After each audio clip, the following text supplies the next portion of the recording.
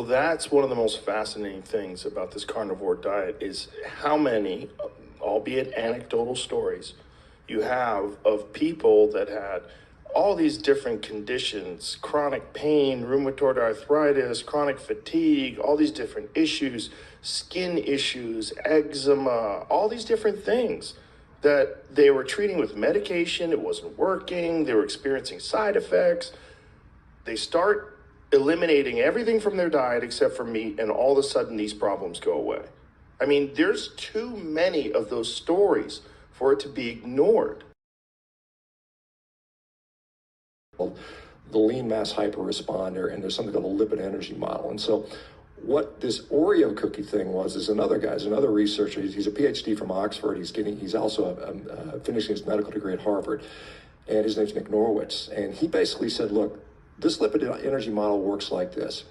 When you cut carbs low and you get lean, right, your body says, hey, there's not a lot of energy in my cells. My liver glycogen isn't full, my muscles aren't full of energy, so I need to get energy there somehow. And so what happens is the liver starts sending fat out into the bloodstream, like so you have energy to work, right? And so what he's showing is that if I just add Oreo cookies or some other energy dense, maybe junk food in there, the body will say, hey, I've got plenty of energy now, so the liver shuts down. It doesn't traffic the cholesterol anymore, or the triglycerides and the cholesterol. So that sort of validates what's going on here. So I wanted to thank Dr. Baker for name dropping me on Joe Rogan. That was very generous. For those of you who know me, I have a tendency to monologue. I'm going to resist doing that and instead be very concise, backing everything I have to say with more information and links below. But I wanted to make a just statement of purpose, a prediction, and a promise. The statement of purpose has to do with why I'm doing this Oreo cookie experiment in the first place. As I've said before, this is a provocation of sorts. I want to draw attention to a very fascinating phenomena for which we have other studies published and other studies incoming. And I thought a metabolic demonstration in which I use junk food to lower my cholesterol massively as compared to standard of care treatment would be a good way to do this. Again, emphasizing, I don't expect this would generalize to your average Joe, no pun intended. Actually, there was a pun very much intended there. But I do think it's a great metabolic demonstration. So I have been, putting my predictions out a priori, and that brings me to the prediction.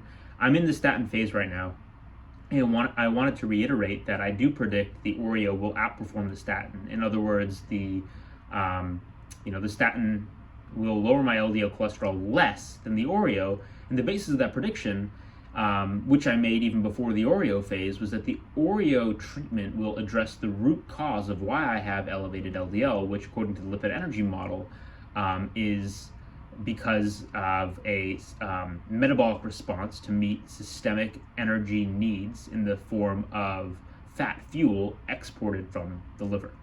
So we will have to see what the data produce, but I do have an intent to publish ethics and everything I've reviewed in other videos. Finally, the promise. As I said before, the Oreo cookie thing, it's a metabolic demonstration. It's a provocation. I think it's going to be pretty interesting, but it's only supposed to be a head turner. The promise is that there are going to be a lot of strong data, not N equals 1 data, strong data dropping in the coming months, multiple papers.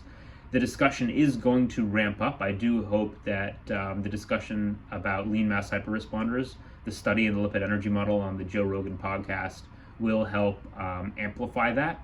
I hope Joe gets interested in the phenomenon, but what I do promise is no matter what, this discussion will continue to ramp up over the coming months and coming years. We're only at the beginning, and today was kind of special. So thank you again, Dr. Baker. And I look forward to the discussions, the debates, and the learning to come. Have a good day.